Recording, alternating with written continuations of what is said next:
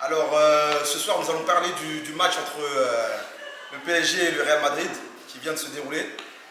Et en ma compagnie, j'ai l'honneur et le plaisir d'avoir Asdine avec moi.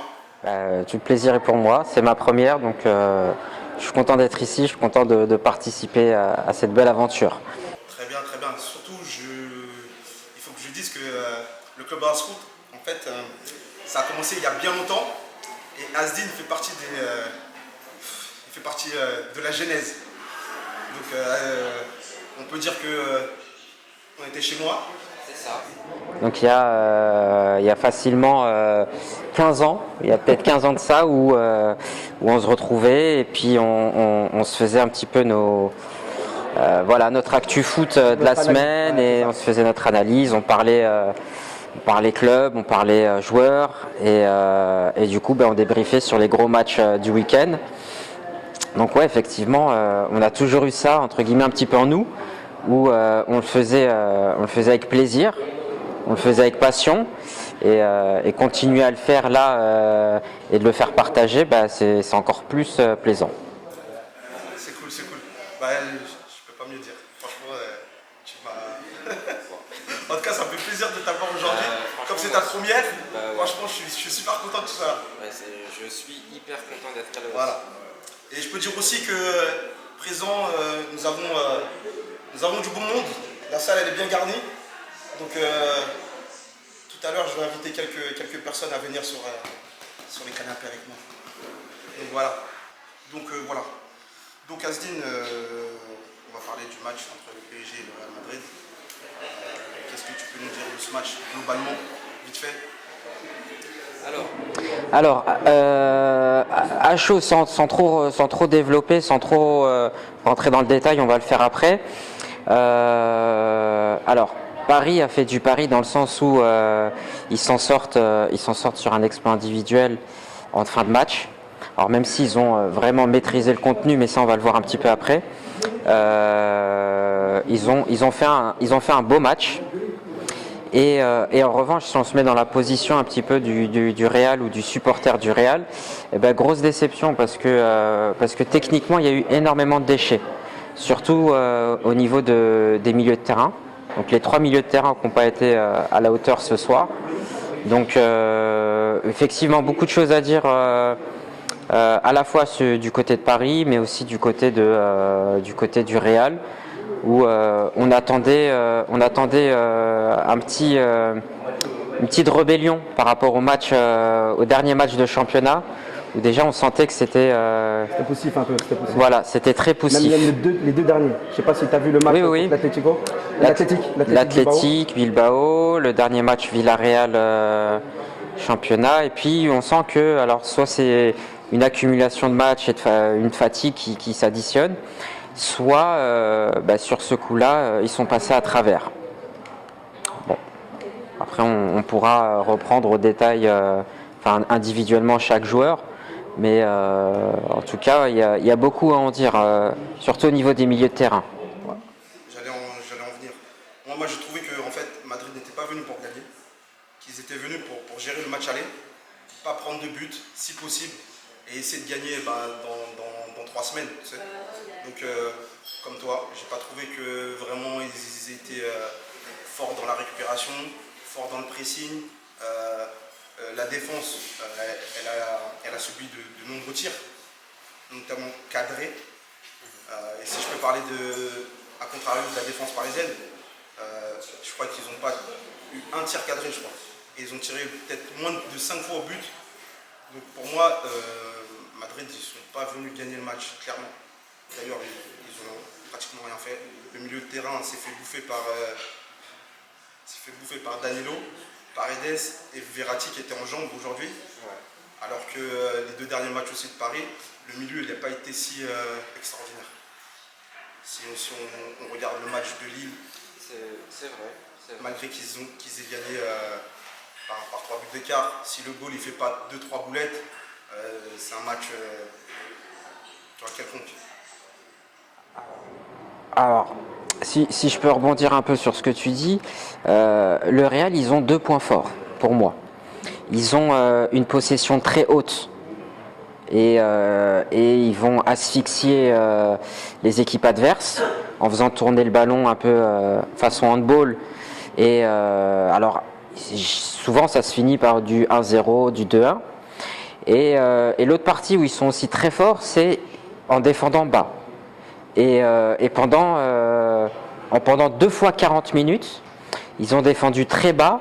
Et même s'ils prenaient des rafales, tu les sentais pas paniquer. C'est vrai qu'ils avaient- Ça s'encourageait, ça discutait, mais ils étaient sereins. Et le Real, là-dessus, ils ont une capacité à défendre très très bas, même s'ils ont des milieux et qui sont plus trop jeunes. Mais en défendant bas, ils sont très à l'aise. Et du coup, là où ça m'a un petit peu perturbé, c'est que là où je trouve le PSG très fort depuis quelques temps, c'est dans les contre-attaques. Paris, c'est plus devenu une équipe de possession, une équipe...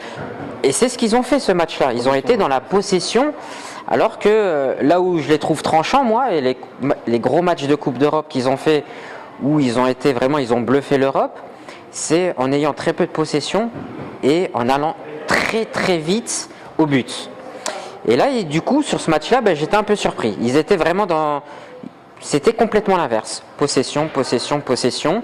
Et ils ont joué un petit peu le jeu du Real, tout simplement, avec un bloc très haut, une possession agressive dans les récupérations de balles. Et pendant 40 minutes, ils l'ont tenu. Les 5 dernières minutes de la première mi-temps, tu sentais qu'ils étaient un peu plus fatigués. Du coup, le Real a pu ressortir et ils ont pu avoir cette possession haute qu'ils aiment avoir. Et en deuxième mi-temps, le Real s'est fait piéger les 5 premières minutes ou les 10 premières minutes, là où il y a le penalty. Ouais. Le Real a joué très haut.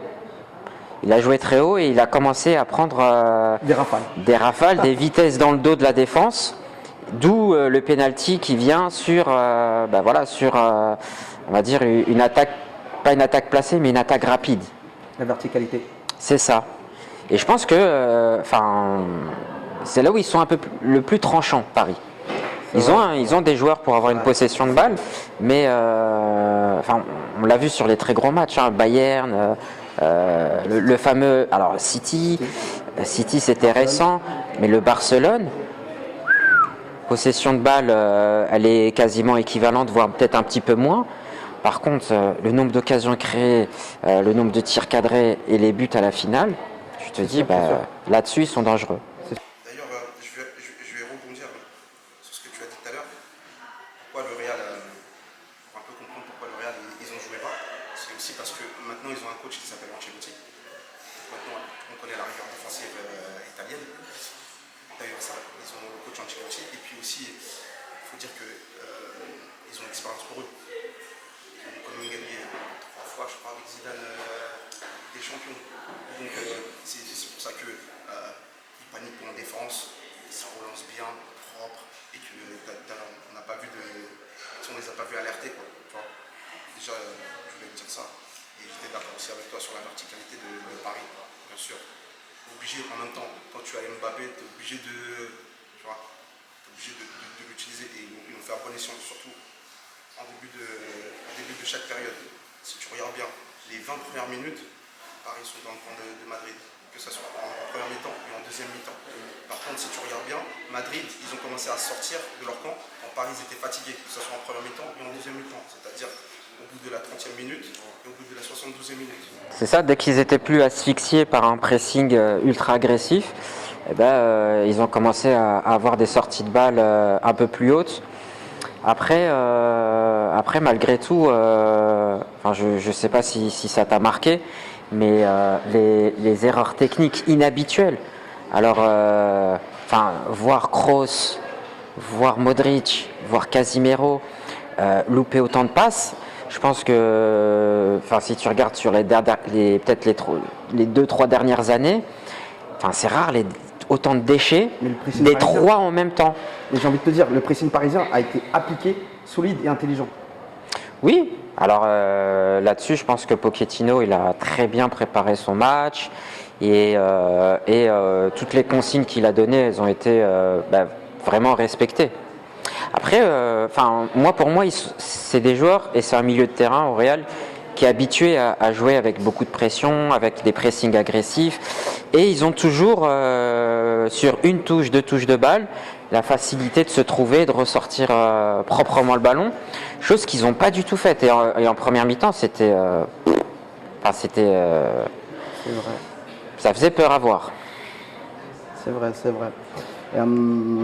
Est-ce que tu peux me donner pour toi ton homme du match? Alors, l'homme du Et match. pourquoi? Alors, bon, moi je dirais Verratti. Je dirais Verratti parce que dans la récupération de balles, il a été présent. Au niveau du pressing, il a été bon. Comme d'habitude, dans les jeux sur des espaces réduits, imprenable. Protection de balle, il est imprenable. Bon, il prend un carton jaune un petit peu qui le sanctionne, mais en soi, il fait très très peu de fautes. Donc, ça veut dire que là-dessus, il a gagné un match. Il n'y a pas faute sur son C'est ça. carton. Donc, c'est pour ça il est sanctionné, mais voilà, c'est dommage parce que ça entache de façon minime, mais ça entache un tout petit peu son match. Et là-dessus, bon, tu sens qu'il a gagné en maturité. Et pour moi, non, ça a été l'homme du match. Voilà, et, comme d'habitude, très peu de déchets, mais en plus de ça, un gros volume de jeu. Ok, c'est cool. C'est cool. Moi, pour moi, l'homme du match, au début, j'ai mis Courtois. Mais malheureusement pour lui, il s'est pris le but à la 92e, 90 plus 2. C'était 90 plus 4 même. Donc voilà, plus 4, merci de ta précision. Donc c'est pour ça que j'ai changé et j'ai mis Mbappé. Mbappé parce que même s'il n'a pas été, comment dire, très très bon, il a quand même usé Carvajal qui est sorti. C'est lui sur le pénalty. Quand on l'a touché dans la verticalité, ça a toujours été dangereux. Et c'est un gars qui peut se créer n'importe quelle occasion, dans n'importe quelle minute, n'importe où sur le terrain, il est dangereux. Ouais, c'est vrai que j'aurais pu le mettre parce qu'il est dans tous les bons coups et le danger vient de lui. Après, il a fait du Kylian Mbappé, ce qu'on attendait de lui, et je trouve même dommage qu'il n'aille pas jusqu'au bout en allant tirer le penalty. C'est vrai, ça. Je trouve ça dommage parce que en championnat, il avait laissé un penalty tiré à Messi parce que lui l'avait déjà marqué. Ouais. Donc tu te dis bon voilà, dans l'esprit un petit peu collectif, on fait partager. Alors ça existe encore ce truc de je prends la faute, donc c'est pas moi qui tire le penalty. Je sais pas, mais il y a bien eu, je crois, c'était quand? C'était cette année ou l'année dernière? Je crois que c'était cette année. Mbappé s'est fauché, penalty, il tire, il rate. Alors, depuis Neymar, je suis pas sûr qu'au PSG il y ait des tireurs aussi efficaces que lui. Non. Parce qu'on a vu, aujourd'hui, ce soir Messi a raté. Anciennement, on avait vu Mbappé aussi rater avec le PSG cette saison. Vivement que Neymar il revienne tirer les pénaltys pour qu'on tombe sur quasiment 100% de réussite. Vivement qu'il revienne tout court. Oui.